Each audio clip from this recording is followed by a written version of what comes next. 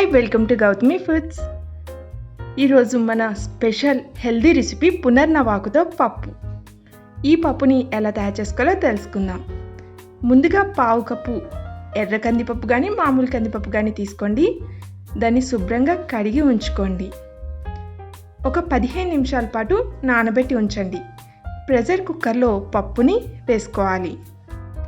పప్పుతో పాటు ఉల్లిపాయ ముక్కలు, అలాగే పచ్చిమిరపకాయ ముక్కలు, ఒక ఉల్లిపాయ, 3 పచ్చిమిరపకాయలా తీసుకున్నాము. ఇకపోతే మన ఈ పునర్నవాకు పప్పులో మెయిన్ ఇంగ్రీడియంట్ అయిన పునర్నవాకు. మీకు ఎటువంటి కిడ్నీ సమస్యలు ఉన్నా సరే ఈ ఆకుని మీరు వీక్లీ 1 to 2 టైమ్స్ తీసుకున్నట్టయితే మీ కిడ్నీస్ మళ్ళీ కొత్తగా పనిచేయడం మొదలుపెట్టాయి. మీ బ్లడ్లో ఉన్న క్రియాటిన్ లెవెల్స్ని కూడా ఇది పూర్తిగా కంట్రోల్ చేస్తుంది. పునర్నవ అంటే పునర్ అంటే మళ్ళీ కొత్తగా మార్చే శక్తి ఉన్న ఆకి పునర్నవాకు. దీన్ని తెల్ల గలిజేరు అని, అటిక మామిడి అని కూడా అంటారు.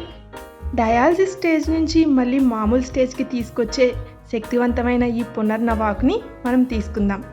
పునర్నవాకు శుభ్రంగా కడిగి తరిగి ఉంచుకోండి. 1 కప్పు పునర్నవాకుని కూడా వేసుకోవాలి. దీంట్లో తగినంత ఉప్పు, అలాగే కారం వేసుకోండి. 2 ఇంచుల చింతపండు, అలాగే కొద్దిగా పసుపు కూడా వేసుకోవాలి. పూర్వం శరీరంలోని విష పదార్థాలు తొలగించడానికి ఈ ఆకుని మందుగా వాడేవారు. దీంట్లో తగినంత వాటర్ పోసుకుని ప్రెషర్ కుక్కర్ మూత పెట్టుకుని 3 నుంచి 4 విజిల్స్ వచ్చే వరకు ఉడికించుకోండి. పప్పు బాగా ఉడికిన తర్వాత మనం ఒకసారి మెదుపుకోవాలి. రెగ్యులర్గా ఈ ఆకుతో చేసిన వంటకాలు కానీ లేకపోతే కషాయం కానీ మీరు తీసుకున్నట్టయితే క్రియాటిన్ లెవెల్స్ బాగా కంట్రోల్ అవుతాయి. ఇప్పుడు ఈ పప్పులో మనం తాలింపు వేసుకుందాం. తాలింపుకి నూనె వేసుకోండి. ఆవాలు ఇంకా జీలకర్ర వేసుకోవాలి. ఇవి చిటపటిమని వేగిన తర్వాత దీంట్లో కొద్దిగా ఇంగువ, అలాగే 2 ఎండుమిరపకాయలు ముక్కలు చేసుకుని వేసుకోండి.